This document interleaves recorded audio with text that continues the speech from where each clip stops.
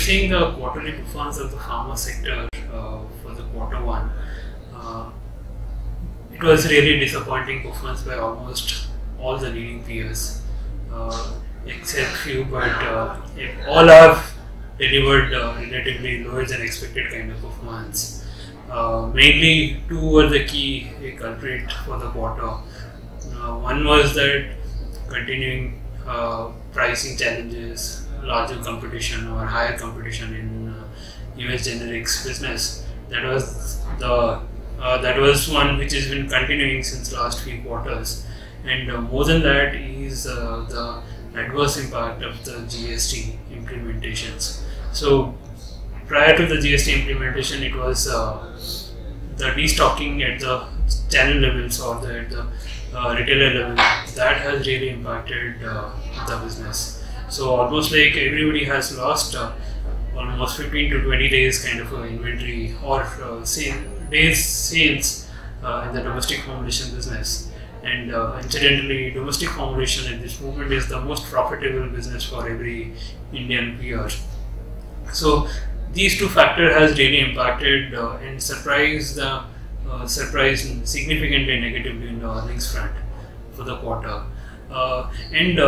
Against the earlier expectation, it was GST implementation was believed to be a very temporary and quarter-specific phenomena, but it seems that it is going to be there for some time, and the real recovery of the business from the lost GST-related impacts will be seen, or the recovery will be seen over next 2 quarter time.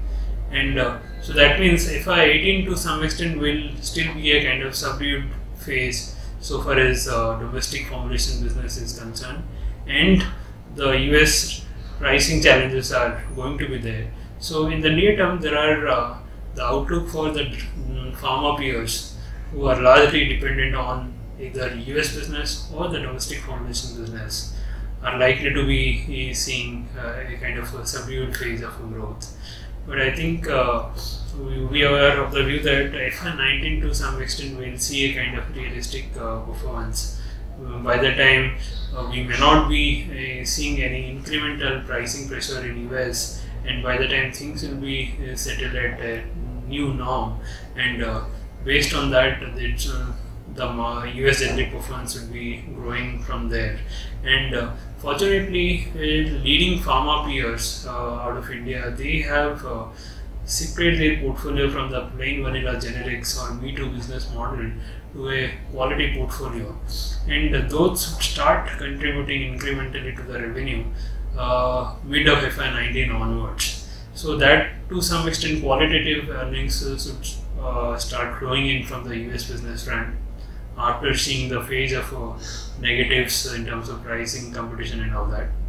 And the domestic business will start will be a normalized one in FY19. So given these two factors, that we are still believing pharma can be selectively considered for long-term investment, and stock, most of the leading peers led by their negative performances has already seen a sharp price corrections.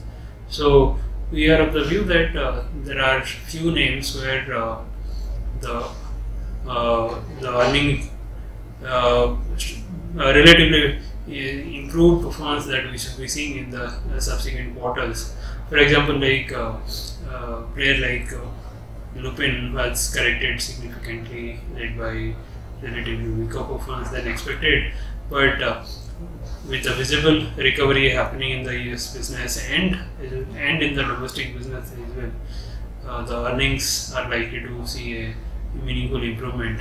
And our company is not into any severe issue of facility or regulatory problems in so far as their facilities are concerned at this moment. So gradually we should see improvement in case of Lupin, and at a corrected price point we think there is enough long-term earning potential in the stock. That is one. And on the other hand, though there was no major negative surprise in case of Aurobindo this quarter, but the US business has been just in line that what they have delivered, And going ahead, there is a much better visibility about the growth led by better quality product contribution, better quality product launches, and a slightly shift in the product mix from the plain vanilla oral doses to injectables and complex generics. So on the US business, which is like 50% plus for Aurobindo, that is delivering a growth, and the visibility is also stronger compared to many peers. That is one factor which is giving comfort, and the other factor is that the European business, what they had acquired when it was a loss-making business, from that level to currently they have already turned around the business to a profitable operation, and from a negative single-digit margin performance level to double-digit margin performance they have gradually improved to. So, and this scenario possibly on the European business, which is around 25% of the total revenue mix, will be continuing in the near future, led by the backward integration or led by the shifting of manufacturing of those products to India. So that is how we are of the view that this improving scenario in the US business and European business, which both put together contribute around 70% of the total revenue, will be seeing much better improvement going ahead. So based on that, we are of the view that Aurobindo is a kind of one of the preferred long-term bet. These are the two names.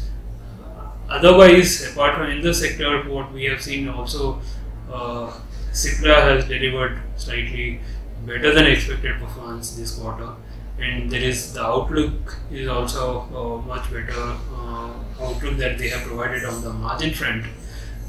So this is a kind of directionally there is a improved earning cycle that we are anticipating in case of Cipla.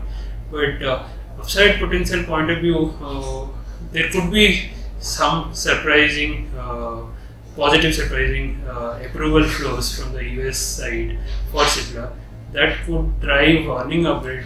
Otherwise, at this juncture, though the margin indications, profit efficiency, improvement in efficiency, those are like the outlook what it has been provided by the management. But to some extent, we feel that that is factored in the price. It is only the surprises in terms of the product approval will lead to a kind of earning upgrade and according the growth momentum in the stock prices as well as the earnings.